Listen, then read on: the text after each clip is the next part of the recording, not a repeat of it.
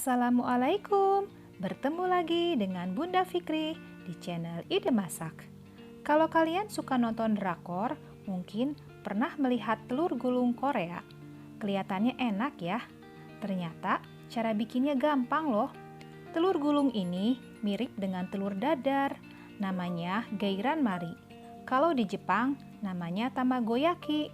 Bahan dasarnya telur dan sayuran untuk mempercantik penampilan saat telur gulung dipotong. Nah, kali ini saya akan membagikan resep telur gulung Korea lengkap dengan tipsnya agar telur bervolume dan lebih tebal. Jika kamu ingin terus menambah wawasan memasakmu, ayo tekan dulu ya tombol subscribe dan bunyikan tombol loncengnya. Langsung saja ya bahan-bahannya. Ada bawang daun yang sudah diiris halus. Kemudian ada wortel yang sudah dikupas, kemudian dicincang halus juga seperti ini. Kemudian ada tomat, nanti akan kita buang bijinya. Kemudian ada bawang bombay yang akan kita rajang halus. Berikutnya saya memakai sedikit terigu. Kemudian ada smoked beef. Jika tidak ada juga nggak apa-apa, atau mau diganti pakai sosis juga nggak masalah. Dan untuk bumbu-bumbunya ada garam, lada, dan kaldu jamur. Dan yang terakhir, kita menggunakan telur ayam. Pertama-tama, kita akan belah tomat menjadi 4 bagian, kemudian kita keluarkan bijinya.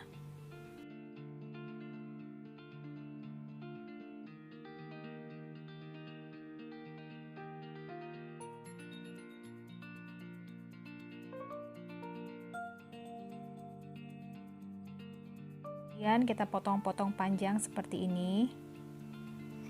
Lalu kita iris-iris tipis seperti ini ya.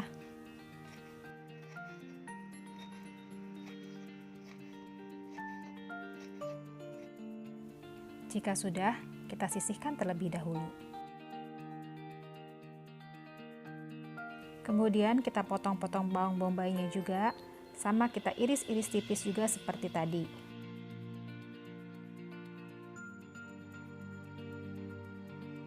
Kemudian kita sisihkan kembali. Berikutnya, saya akan pecahkan telur di wadah yang terpisah satu demi satu, agar jika ada telur yang busuk tidak tercampur dengan yang lainnya.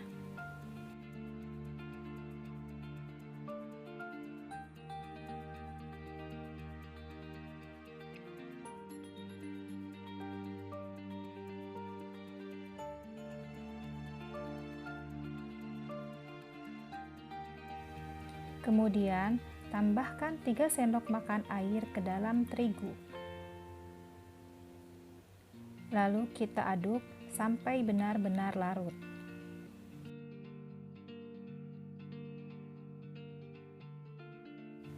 Masukkan garam, merica, dan kaldu jamur ke dalam telur. Kocok telur menggunakan garpu atau menggunakan whisk. Kocok telur sampai telur ini benar-benar mengembang dan berbusa. Pengocokan yang baik akan membuat telur dadar nanti akan mengembang dengan baik pula. Kemudian pancing adonan terigu dengan sedikit campuran kocokan telur. Aduk kembali sampai benar-benar rata. Sampai seperti ini. Nah, kemudian kita akan memasukkan larutan terigu ini ke dalam telur. Ini yang nanti akan membuat telur dadar bervolume dan tebal. Jika sudah, aduk kembali campuran telur dan terigu sampai benar-benar tercampur dengan baik. Nah, jika sudah seperti ini, masukkan bahan-bahan pelengkap yang lainnya. Masukkan smoked beef, kemudian bawang bombay,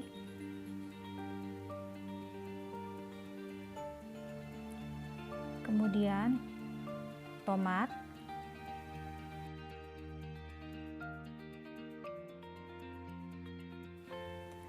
bawang daun,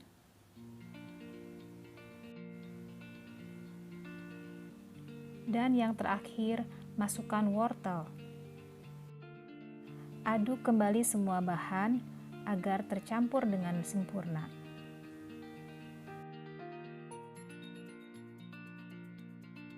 Kita lanjut ke proses selanjutnya ya. Olesi wajan yang sudah dipanaskan dengan sedikit minyak. Di sini saya menggunakan wajan yang berbentuk persegi panjang. Jika kalian tidak ada, bisa menggunakan teflon yang bundar ya. Cara penggulungan telurnya sama seperti ini.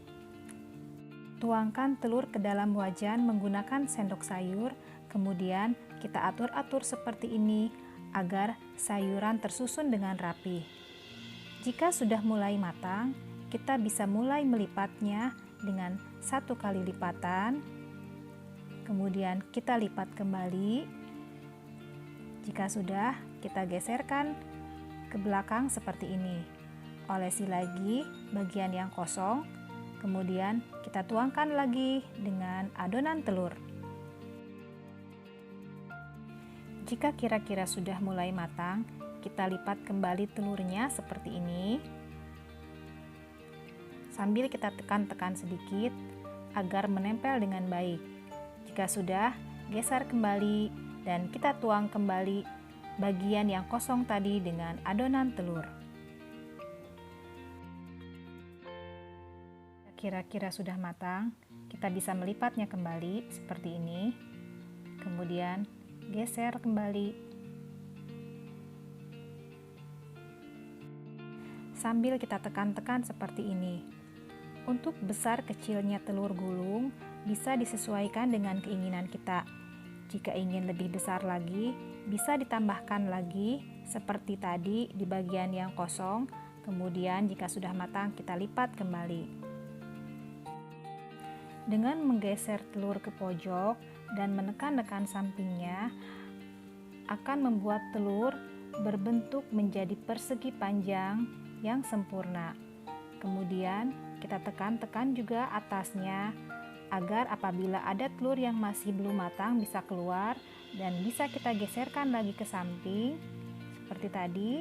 Kita tekan lagi. Nah, hasilnya seperti ini. Ini telur gulungnya sudah menyerupai persegi panjang ya. Untuk tingkat kematangan dan warna dari telur gulung ini pun bisa disesuaikan dengan keinginan kita ya. Kita coba sekali lagi ya. Olesi wajan yang sudah panas dengan sedikit minyak. Kemudian tuangkan adonan telur seperti ini dan ratakan kembali sayurannya. Jangan lupa untuk mengecilkan apinya ya. Jika api terlalu besar, akan membuat telur cepat gosong, sedangkan bagian atasnya belum matang. Jika kira-kira sudah matang, kita bisa mulai melipatnya kembali seperti ini.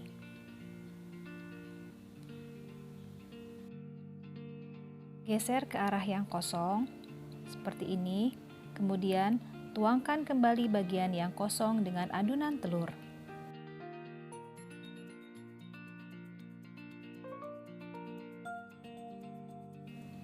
Lipat kembali seperti ini sambil ditekan-tekan, kemudian geser kembali ke daerah yang kosong seperti ini, kemudian lipat kembali, geser lagi, ulangi lagi seperti tadi. Kita tuangkan lagi, lipat lagi, geser lagi, dan untuk yang terakhir kalinya olesi lagi bagian yang kosong wajan dengan sedikit minyak, kemudian tuang lagi adonan telurnya. Jika ada yang retak atau sobek, tidak usah khawatir ya, karena nanti telur ini kan akan digulung. Otomatis akan tertutup bagian yang robek tersebut. Yang penting, pada bagian terakhir, telur harus benar-benar rapih agar bagian yang sobek di dalamnya bisa tertutup.